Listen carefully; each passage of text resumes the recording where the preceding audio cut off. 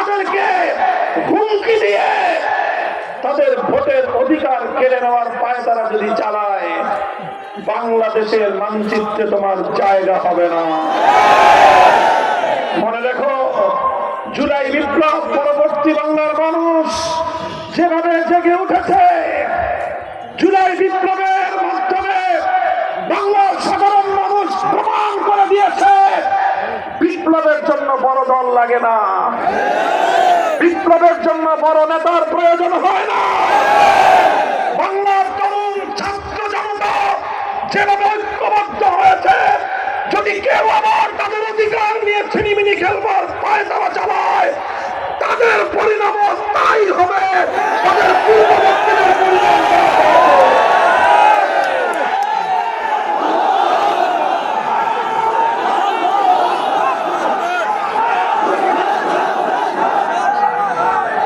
আমি স্থানীয় প্রশাসনকে লক্ষ্য করে কথা বলতে চাই, স্থানীয় প্রশাসনিক দায়িত্বশীলদেরকে লক্ষ্য করে বলতে চাই, আল্লামা আকরাম আলী সাহেবকে আপনারা বুজুর্গ মানুষ মনে করেছেন, ওনাকে সাদাসিধে মানুষ মনে করে দুর্বল ভেবেছেন। হ্যাঁ, উনি সাদাসিধে মানুষ, উনি আল্লাহওয়ালা মানুষ, উনি বাংলাদেশের জাতীয় মুরব্বী, এদেশের অন্যতম শীর্ষ আলেম দ্বীন। মনে রাখবেন, ওনাকে যদি দুর্বল ভাবেন আর ওনার অধিকার রক্ষায় যদি আপনারা বিন্দুমাত্র ত্রুটি করেন, জনতার কাঠগড়ায় দাঁড়িয়ে পাই পাই করে হিসাব দিতে হবে।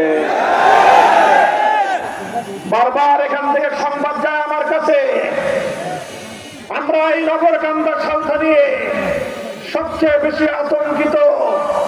আমাদের নেতা কর্মীদেরকে, আমাদের ভোটারদেরকে ভয় প্রদর্শন করা হয়, ভীতি প্রদর্শন করা হয়, হুমকি দেওয়া হয়। প্রশাসনের কাছে নালিশ দিলে ওনারা মুচকি মুচকি হাসে।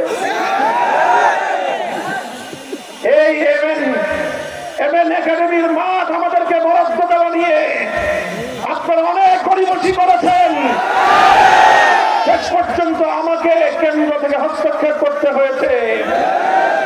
আজকের পরে বলে দিতে চাই, লেভেল প্লেইং ফিল্ড যদি নিশ্চিত করতে না পারেন, সমস্ত দায়িত্ব ফরিদপুরের ডিসি, নগরকান্দা এবং সালসার প্রশাসনকে গ্রহণ করতে হবে।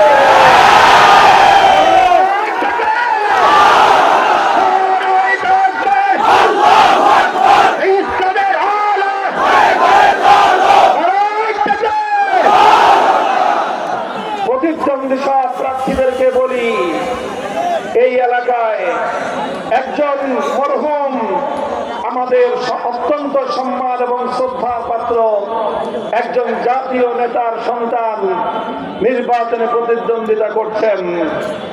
আমরা আপনাকে প্রতিযোগিতায় স্বাগত জানাই এবং আপনার বাবার প্রতি আমরা শ্রদ্ধা জানাই। মনে রাখেন, আপনি যার বিরুদ্ধে মাঠে নেমেছেন তিনি আপনার বাবার বয়সী।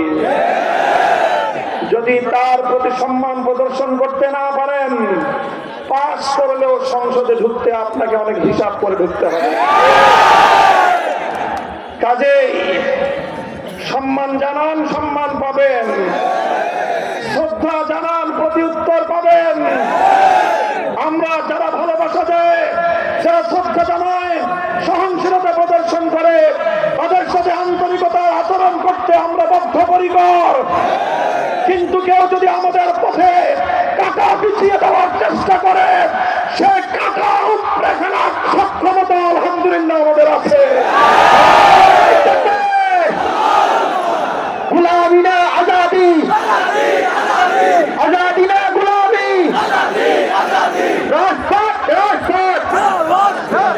সংগ্রামী সাথী ও বন্ধুগণ, তাই আমার সর্বশেষ পয়গাম, আমরা যে ঐতিহাসিক ঐক্য গঠন করেছি আজ নগরকান্দা সালথার মাটিতে, এই এমএন একাডেমিতে, ইতিহাস রচিত হওয়ার মধ্য দিয়ে প্রমাণ হয়েছে এই 11 দলীয় নির্বাচনী ঐক্য বাংলাদেশ জামাতে ইসলামী, বাংলাদেশ খেলাফত মজলিস, জাতীয় নাগরিক party NCP, Khelafat Nizami Islam party, AB party, LDP, Bangladesh development party, Bangladesh labour party সহ গণতান্ত্রিক জাগপা, জাতীয় গণতান্ত্রিক পার্টি সহ 11 ভাই হাতে হাত রেখেছি। এবার বাংলার মানুষের কাছে স্বাধীনতার সুফল ঘরে ঘরে পৌঁছে দিয়ে আমাদের লড়াই খেলতে হবে।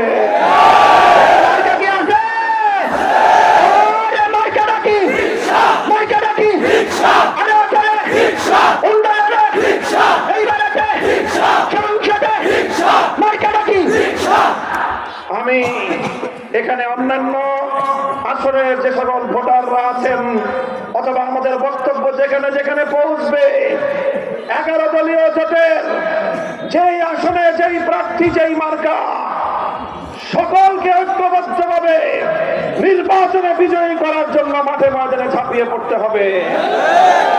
নগরকান্দা, সালথায় এখানে রিক্সা মার্কা আমাদের প্রতীক, ফরিদপুর 1 আসনে দাঁড়িপাল্লা আমাদের প্রতীক, ফরিদপুর 3 আসনে দাঁড়িপাল্লা আমাদের প্রতীক।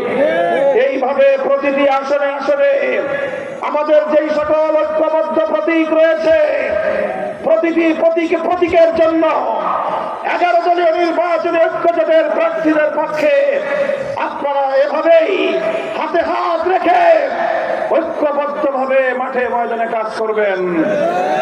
আমার মা বোন কন্যাদেরকে বলি, আপনারা নির্বিঘ্নে নির্বাচনের ক্যাম্পেইন করবেন।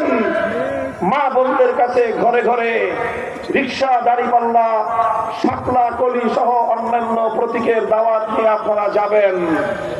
আমি অন্যদেরকে বলি, খবরদার এই বাংলার মাটিতে আর কোন নারীর অসম্মান আমরা দেখতে চাই না। আমাদের কোন নারী কর্মী, আমাদের কোন নারী ক্যাম্পেইনের গায়ে কেউ হাত তুলবার দুঃসাহস দেখাবেন না। অনেকগুলো দুঃখজনক ঘটনা কিন্তু ঘটে গেছে, আমাদের পিঠ কিন্তু দেয়ালে ঠেকে গেছে। এরপরে যদি আমরা রিঅ্যাকশন শুরু করি, পালাবার পথ খুঁজে পাবেন না। কাজে এই জন্য বলি, শান্তিপ্রিয় ভাবে আমি বলেছি, বিশেষ করে নারীদের প্রতি সর্বোচ্চ সম্মান, নিরাপত্তা রক্ষা করেই তাদের প্রতি সম্মান বজায় রাখতে হবে। এমনকি অন্যান্য দলের যে সকল নারী কর্মীরা মাঠে ময়দানে ঘরে ঘরে নির্বাচনের ক্যাম্পেইন করবে, আমি আমাদের জোটের নেতা কর্মীদেরকে দায়িত্ব দিব, যদি অন্য আমাদের বিপক্ষে নারী কর্মীরাও যদি নির্বাচনী কার্যক্রমে মাঠে নামে, আপনারা সর্বশক্তি দিয়ে তাদের নিরাপত্তা এবং সম্মানের প্রতি লক্ষ্য রাখবেন। খবরদার মনে রাখবেন, নারী জাতি আমাদের মাতৃজাতি। যে জাতি তার মায়ের সম্মান রক্ষা করতে পারে না, সে জাতি পৃথিবীতে সম্মান এবং মর্যাদা নিয়ে বাঁচতে পারে না। এই বিষয়গুলো লক্ষ্য রাখবেন। আমরা পরিষ্কার ভাষায় বলি, আমরা শান্তির বাংলাদেশ চাই, সমৃদ্ধির বাংলাদেশ চাই।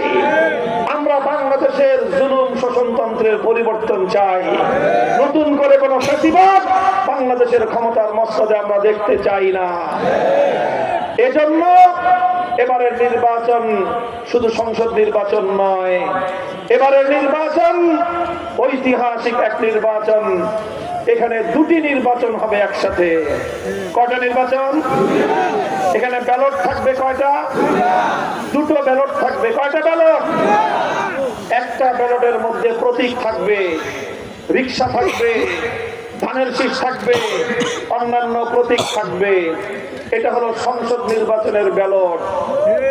এই ব্যালটে সিল মারবেন কোথায়?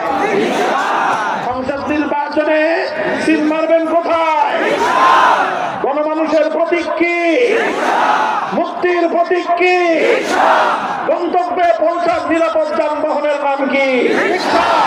এটা হলো একটা ব্যালট। আরেকটা ব্যালট থাকবে জুলাই বিপ্লবের সনদের ব্যালট। সেই ব্যালটে কোনো প্রতীক থাকবে না, সেই ব্যালটে 2টো শব্দ থাকবে, একটা থাকবে হ্যাঁ আর একটা থাকবে না। আমরা এটাকে বলা হবে গণভোট। সেই গণভোটে আমরা যারা দেশকে ভালোবাসি, যারা দেশের পরিবর্তন চাই, যারা দেশ থেকে জুলুম এবং স্বৈরতন্ত্রকে উৎখাত করতে চাই, সেই শান্তিপ্রিয় দেশপ্রেমিক প্রতিটি নাগরিক গণভোটে হ্যাঁ হ্যাঁ হ্যাঁ বাক্সে সিল মারতে হবে। গণভোটে হ্যাঁ দিন, রিক্সা মার্কায় ভোট দিন। আমাদের স্লোগান হবে গণভোটে গণভোটে গণভোটে রিক্সা মার্কায়। এই হবে আমাদের স্লোগান। মনে রাখবেন, ১,৫০০ মায়ের কোল খালি করা শহীদান, ৩০,০০০-এর বেশি যুদ্ধাহত জুলাই যোদ্ধাদের প্রতি সম্মান, তাদের প্রতি আমাদের প্রতিশ্রুতি যদি রক্ষা করতে হয়, তাহলে আগামীর বাংলাদেশে পরিবর্তন ছাড়া কোনো উপায় নাই। নগরকান্দা স্বার্থায় পরিবর্তনের মার্কা কি? রিক্সা একটা মার্কা। মার্কাটা যদিও নতুন, তবে ব্যাপক জনপ্রিয় মার্কা, মানুষের খুব দরকারি মার্কা। গরিব মানুষ যখন কোথাও কোনো কাজ পায় না, কোথাও চাকরি নাই, মিল কলকারখানায় কর্ম খালি নাই, বেকার, সংসার চলে না, শেষ পর্যন্ত সে কি করে? একটা রিক্সা নিয়ে রাস্তায় নেমে পড়ে। গরিবের সর্বশেষ আশ্রয় হলো রিক্সা।